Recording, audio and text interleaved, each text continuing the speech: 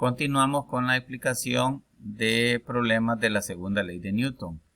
El ejemplo 14.7 dice que el vagón mostrado experimenta una aceleración de 5 metros por segundo al cuadrado. Si la masa del carrito es m igual a 20 kilogramos, ¿cuál es la lectura del dinamómetro? No hay rozamiento. Bien, aquí el problema nos muestra que hay un vagón, que es este que tenemos acá, que se va acelerando hacia la derecha, y que encima de este vagón hay un carrito de masa m que es igual a 20 kilogramos y que está unido al vagón mediante un cable o una cuerda en la que hay un dinamómetro. El dinamómetro es un aparato que sirve para medir el peso o la fuerza de un cuerpo.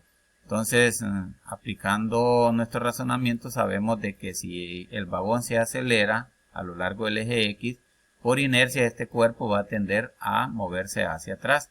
Pero como está sujetado por esta cuerda en la cual hay un dinamómetro, entonces aquí se va a experimentar una fuerza de tensión a un ángulo de 37 grados, que es lo que tenemos representado en este diagrama de cuerpo libre. Vemos entonces que tenemos la fuerza transmitida sobre esta cuerda o ese cable, que es la tensión, que está a un ángulo de 37 grados. También podemos graficar las otras fuerzas, el peso hacia abajo y la normal hacia arriba.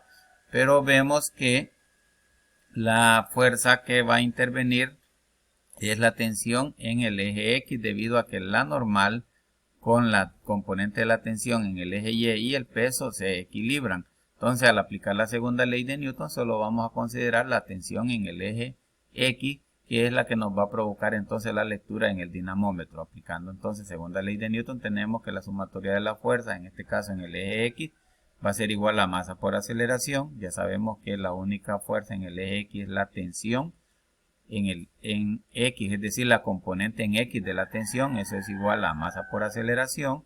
Ya sabemos que la componente T de X es T coseno del ángulo. Eso lo hemos visto ya en trigonometría. Y esto siempre es igual a masa por aceleración. Luego despejamos para la tensión, y la tensión es igual a la masa por la aceleración dividida entre el coseno del ángulo, que en este caso sabemos que es 37 grados.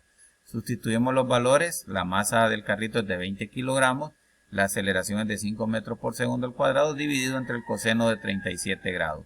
20 por 5 nos da 100 newton. Ya sabemos que el coseno de 37 es lo mismo que, digamos, 4 quintos. Si nosotros sacamos el coseno de 37 en nuestra calculadora, nos da un resultado equivalente a la fracción 4 quintos. Entonces, si nosotros dividimos 100 newton entre 4 quintos, nos da 125 newton. Por lo tanto, entonces la lectura del dinamómetro va a ser de 125 newton. Veamos otro problema. Problema 14.15. Un paracaidista y su equipo tienen una masa de 100 kilogramos y está cayendo con velocidad constante de 30 metros por segundo. Cuando abre su paracaídas a una altura de 800 metros, encuentra una resistencia atmosférica al avance de 1056 newton. Calcular su velocidad de aterrizaje. Bien, miremos el esquema primeramente para que comprendamos la situación. Tenemos un paracaidista que con su equipo que lleva en la mochila tiene una masa de 100 kilogramos, es decir, nos están dando la masa del paracaidista y su equipo. Y dice que está cayendo con una velocidad constante de 30 metros por segundo. Pero esto es cuando no ha abierto el paracaídas. Recuerden que los paracaidistas abren su paracaídas precisamente para empezar a detener esa velocidad y no golpearse en el suelo.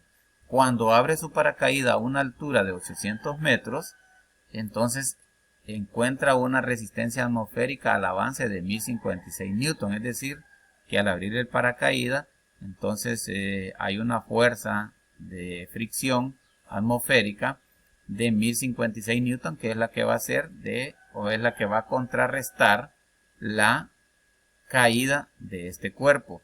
Por lo tanto, nos preguntan calcular su velocidad de aterrizaje. Bien, en el esquema vemos entonces que el peso está dirigido hacia abajo, la fuerza de fricción o de resistencia del aire está hacia arriba, y también tenemos que considerar que la fuerza de resistencia atmosférica es mayor que el peso, precisamente para que éste vaya frenando su caída y caiga con una velocidad menor o pequeña en la superficie del suelo. Por lo tanto, vemos que la aceleración tiene que ir hacia arriba o está dirigida hacia arriba.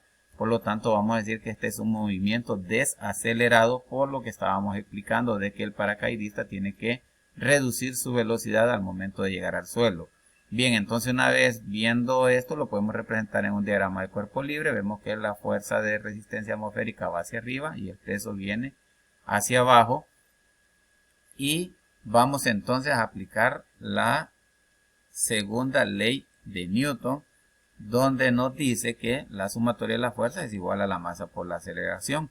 Ya sabemos que las fuerzas que actúan entonces en este problema es la fuerza de fricción atmosférica hacia arriba menos el peso hacia abajo. Esto se da a lo largo del eje Y, únicamente a lo largo del eje Y. Por lo tanto, aquí las sumatorias de las fuerzas son en el eje Y. Entonces tenemos la fuerza de resistencia atmosférica menos el peso es igual a la masa por la aceleración. De aquí podemos despejar para la aceleración. Entonces sabemos de que la aceleración va a ser igual a la fuerza de resistencia atmosférica menos el peso, que está al otro lado del signo igual, y dividido entre su masa.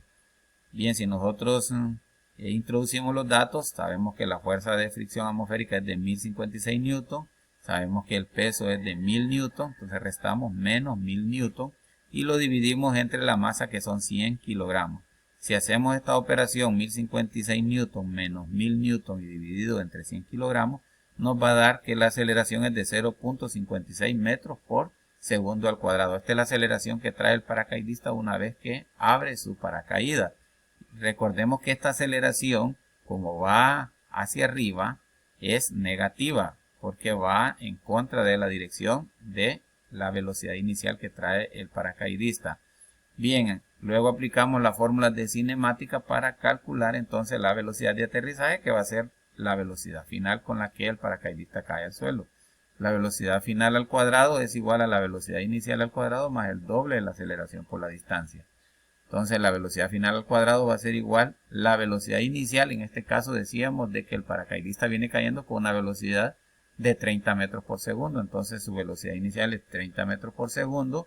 Pero la fórmula nos dice que la elevemos al cuadrado más 2 multiplicado por la aceleración, que ya vimos que es negativa o que tiene signo negativo porque es un movimiento desacelerado. 0.56 metros por segundo al cuadrado multiplicado por la distancia a la que el paracaidista abre su paracaídas, que es a los 800 metros. Si hacemos esa operación, vemos que la velocidad final al cuadrado es igual a 30 metros por segundo al cuadrado, nos da 900 metros cuadrados sobre segundo cuadrado. Observen que las unidades también se elevan al cuadrado. Más por menos nos da menos, entonces vamos a decir que 2 por 0.56 por 800 nos da 896 metros cuadrados sobre segundo cuadrado. Este metro cuadrado resulta multiplicar este metro con este otro metro de acá. La velocidad final al cuadrado entonces nos dará 900 metros por segundo al cuadrado menos 896 metros cuadrados sobre segundo cuadrado, nos va a dar que es de 4 metros cuadrados sobre segundo cuadrado. Y por último aplicamos raíz cuadrada para eliminar este cuadrado. Y la raíz cuadrada de 4 metros cuadrados sobre segundo cuadrado nos da que es de 2 metros por segundo. Por lo tanto, este paracaidista llega al suelo con una velocidad de 2 metros por segundo, que sabemos que es una velocidad que los paracaidistas están entrenados para poderla controlar y así no golpearse contra el suelo. Bien, hemos resuelto